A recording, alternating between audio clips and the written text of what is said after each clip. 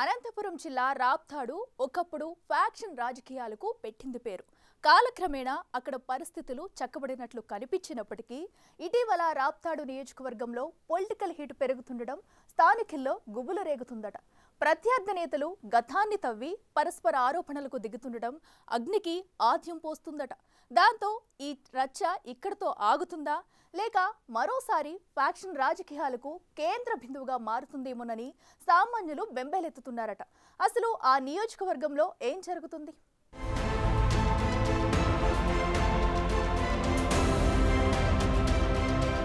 ఉమ్మడి అనంతపురం జిల్లాలో ఒకప్పుడు ఫ్యాక్షన్ రాజకీయాలకు నెలవైన రాప్తాడు నియోజకవర్గం ఎప్పుడూ సమస్యాత్మకంగా ఉంటుంది. ఏ పార్టీ అధికారంలో ఉన్నా అక్కడ రాజకీయాలు మాత్రం ఎప్పుడూ హాట్ గానే సాగుతుంటాయి. 2024 సార్వత్రిక ఎన్నికల తరువాత వచ్చిన ఎంపీపీ ఎన్నికతో మరోసారి ఫ్యాక్షన్ రాజకీయాలకు ఎక్కడ తెరలేస్తుందో అని అక్కడి ప్రజలు భయభ్రాంతులకు గురవుతున్నారట. ఆ ఎంపీపీ ఎన్నిక విషయంలోనే ఓ హత్య జరగటం రాజకీయంగా సంచలనంగా మారింది. హత్య తరువాత అధికార విపక్ష పార్టీల నేతల సవాళ్లు ప్రతి సవాళ్లు పీక్స్ కు చేరాయి. ఇలాంటి తరుణంలోనే జగన్ పర్యటన ఖరారవటం మరింత హీట్ ను పెంచుతోందట.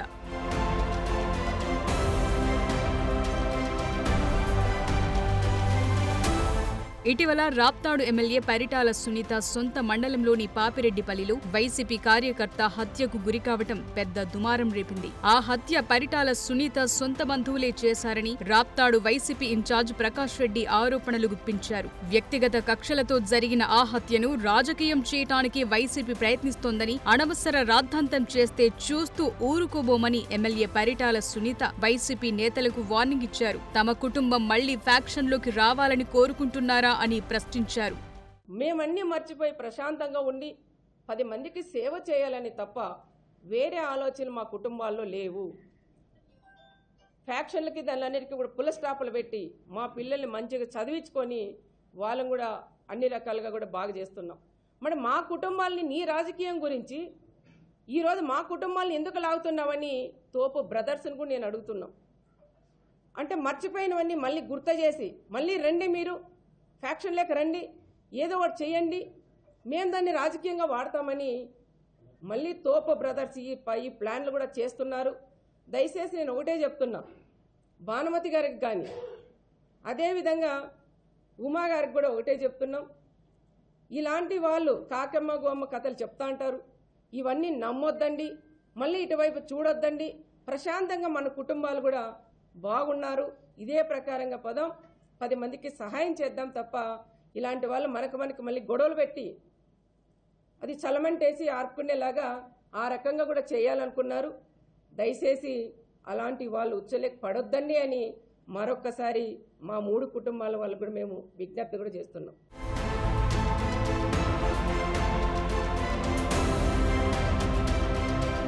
అసలు ఆ గొడవకి కారణం రామగిరి ఎంపీపీ ఎన్నిక. రామగిరి మండలం మండలాధ్యక్షురాలిగా ఉన్న నాగమ్మ అనే మహిళ మరణించడంతో ఎంపీపీ ఎన్నిక అనివార్యమైంది. ఎంపీపీ ఎన్నికను గత నెల 26న నిర్వహించాలని అధికారులు నిర్ణయించారు. అంతకు ముందు రోజు తమ ఎంపీటీసీలకు విప్ జారీ చేసేందుకు వైసీపీ నేతలు వెళ్లారు. అప్పుడు అక్కడ భారీ ఎత్తున ఘర్షణ చెలరేగింది. విప్ జారీ చేసేందుకు వెళ్లే వారి వాహనాల్లో వేట కొడవళ్లు, జిలిటన్ స్టిక్స్ ఉన్నాయని టీడీపీ శ్రేణులు ఆరోపించి వారి వాహనాలపై దాడికి పాల్పడ్డారు.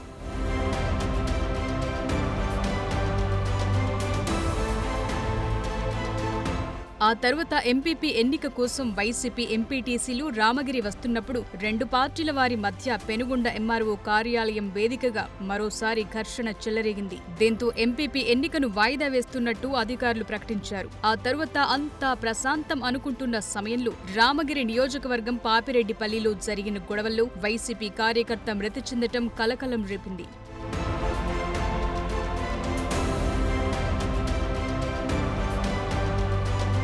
ఎంపీపీ ఎన్నికలను దృష్టిలో పెట్టుకుని ఈ హత్య జరిగిందని వైసీపీ ఆరోపిస్తుండగా ఇది కేవలం 2 వ్యక్తుల మధ్య వ్యక్తిగత గొడవలని పరిటాల సునీత వ్యాఖ్యానించారు. ఇంకా ఈ గొడవ జరుగుతుండగానే మాజీ ఎమ్మెల్యే ప్రకాష్ రెడ్డి సోదరుడు చంద్రశేఖర్ రెడ్డి టీవీ బాంబ్ గురించి వ్యాఖ్యలు చేయడంతో మరోసారి ఆనాటి రక్త చరిత్ర తెరపైకొచ్చింది.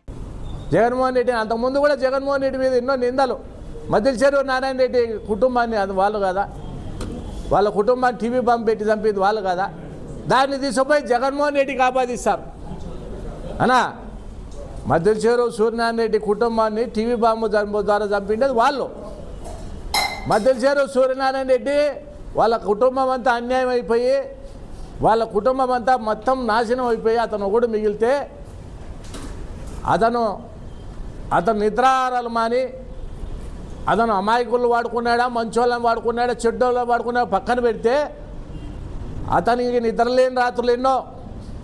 అతని అంతిమ ఆశయం ఒకటే, నేను చచ్చినా పర్వాలే వాడిని చంపాలా అనే పరిస్థితిలోకి అతను వెళ్ళిపోయినాడంటే ఎంత నలిగిపోయింటారు వాళ్ళ కుటుంబాలు. వంశాలు లేకోకుండా చేయాలనే పరిస్థితులు.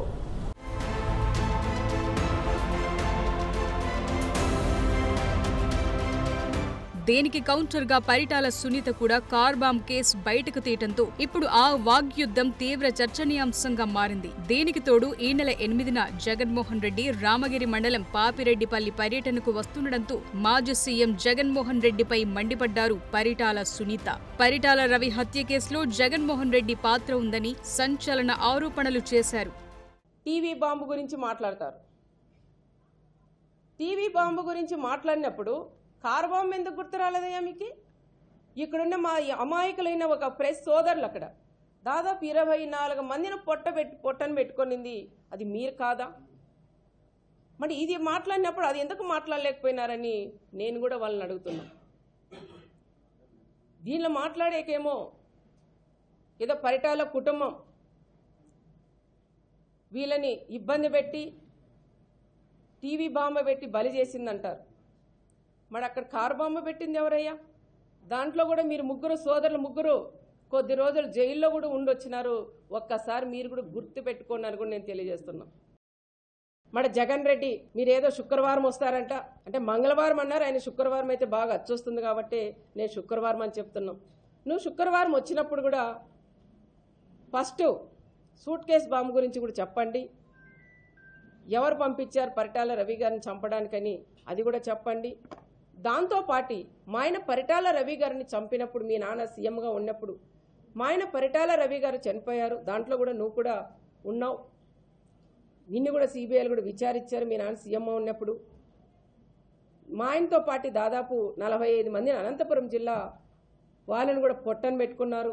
మాకందరికీ నువ్వు కూడా సమాధానం చెప్పే బాధ్యత అది నీ మీదే ఉంది.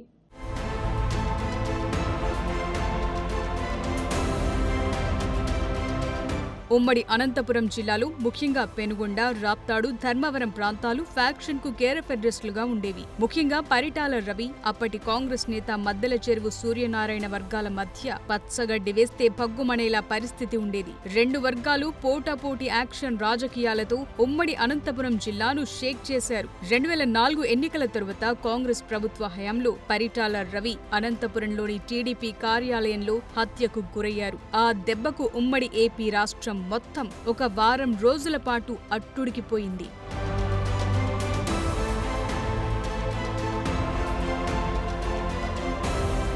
పరిటాల రవి మొదలుకొని తగరకుంట ప్రభాకర్, ఆర్కే ఇలా అనేక మంది నేతలను అప్పట్లో దారుణంగా హతమర్చారు. వాటికి సంబంధించి ప్రధానంగా ఆరోపణలు ఎదుర్కొంది పరిటాల ప్రత్యర్థి అయిన మద్దెల చెరువు సూరి ఎలియాస్ గంగుల సూర్యనారాయణ రెడ్డి. జిల్లా జైల్లో ఉంటూనే ఆ హత్యలకు ప్రణాళిక రూపొందించాడని అప్పట్లో పెద్ద ఎత్తున ప్రచారం జరిగింది. అప్పట్లో ఈ హత్యలో అప్పటి సీఎం కుమారుడు, ఇప్పటి జగన్ పాత్ర కూడా ఉందని పరిటాల సునీత సహా చంద్రబాబు కూడా పెద్ద ఎత్తున ఆరోపణలు చేశారు.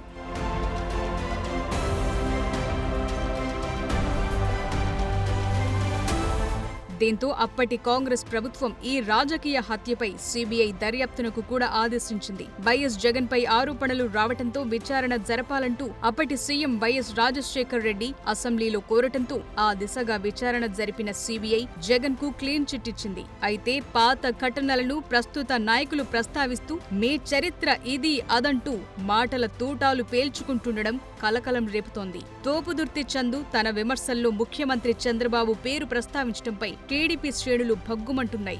జగన్ వచ్చిపోతే ఈ ఆరోపణల స్థాయి ఎక్కడికి వెళుతుందో అని రాప్తాడు ప్రజానీకం చర్చించుకుంటూ బిక్కుబిక్కుమంటున్నారట.